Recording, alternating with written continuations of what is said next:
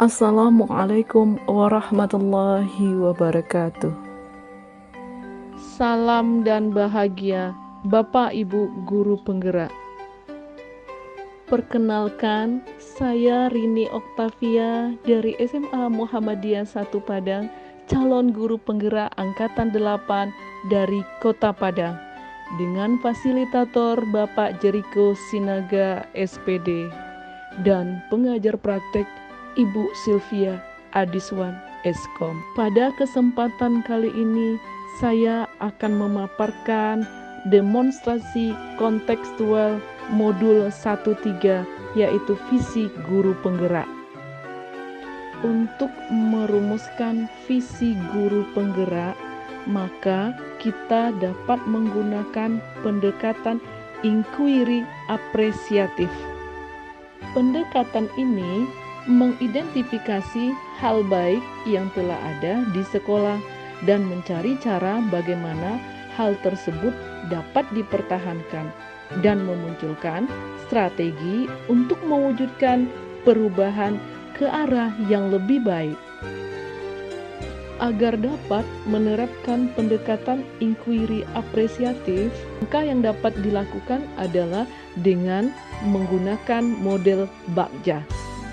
Bagja terdiri dari buat pertanyaan utama, ambil pelajaran, gali mimpi, jabarkan rencana, atur eksekusinya. Buat pertanyaan utama berisi pertanyaan-pertanyaan untuk menentukan arah penelusuran. Ambil pelajaran, memandu bagaimana pengalaman positif dari individu, kelompok, atau komunitas lain yang akan dijadikan pembelajaran.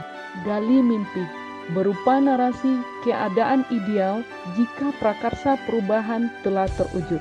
Jabarkan rencana, mengidentifikasi tindakan-tindakan yang akan dilakukan. Dan atur eksekusi, membantu transformasi rencana menjadi nyata. Berikut ini visi guru penggerak yang saya buat adalah terwujudnya generasi yang cerdas, berakhlak, dan berkarakter profil pelajar Pancasila. Untuk mewujudkan visi saya tersebut, maka saya membuat prakarsa perubahan, yaitu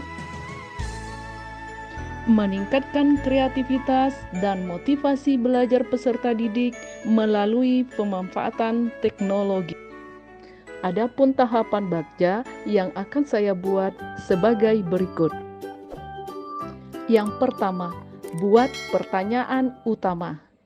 Pertanyaannya, bagaimana cara meningkatkan kreativitas dan motivasi belajar peserta didik melalui pemanfaatan teknologi?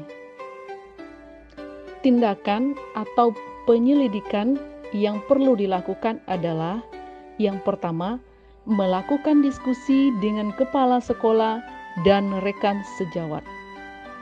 Tindakan yang kedua, mencari referensi dan praktek baik tentang cara meningkatkan kreativitas dan motivasi peserta didik melalui pemanfaatan teknologi. Tindakan yang ketiga, mencari tahu karakter peserta didik berdasarkan asesmen diagnostik. Yang kedua, ambil pelajaran. Pertanyaannya, siapakah guru yang ahli di bidang teknologi dan selalu memanfaatkan teknologi dalam pembelajaran di kelas? Teknologi pembelajaran apa saja yang digunakan?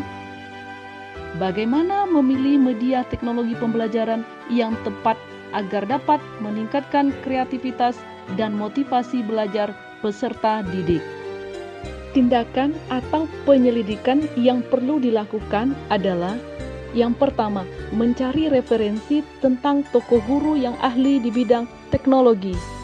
Yang kedua, mencari referensi berupa media atau teknologi pembelajaran yang sesuai dengan peningkatan kreativitas dan motivasi belajar peserta didik. Yang ketiga, gali mimpi. Pertanyaannya, apakah pemanfaatan teknologi dalam pembelajaran dapat meningkatkan kreativitas dan motivasi belajar peserta didik? Bagaimana agar pembelajaran berbasis teknologi dapat diterapkan pada guru mata pelajaran lain? Apakah ada keterkaitan antara pemanfaatan teknologi dalam pembelajaran dengan dimensi profil pelajar Pancasila? Tindakan atau penyelidikan yang perlu dilakukan antara lain, yang pertama, membuat lembar observasi tentang kreativitas dan motivasi belajar peserta didik. Yang kedua, melakukan kolaborasi melalui tim teaching untuk memberikan pembelajaran berbasis teknologi. Yang ketiga, mencari referensi tentang dimensi profil pelajar Pancasila dan berkonsultasi dengan orang yang kompeten tentang hal tersebut. Yang keempat, jabarkan rencana. Pertanyaannya, apa langkah-langkah untuk mulai membiasakan pemanfaatan teknologi dalam pembelajaran? Apakah media yang digunakan dalam pembelajaran berbasis teknologi? Bagaimana usaha menjaga keberlanjutan pemanfaatan teknologi agar terus dapat dilaksanakan dalam pembelajaran di kelas? Tindakan atau penyelidikan yang perlu dilakukan antara lain: 1. Membuat perangkat pembelajaran LKPD dan instrumen penilaian yang tepat. Yang kedua, mencari media pembelajaran berbasis teknologi yang tepat sesuai karakteristik peserta didik dan materi pembelajaran. Yang ketiga, pemberian reward pada peserta didik yang memiliki kreativitas dan motivasi belajar tinggi. Yang kelima, atur eksekusi.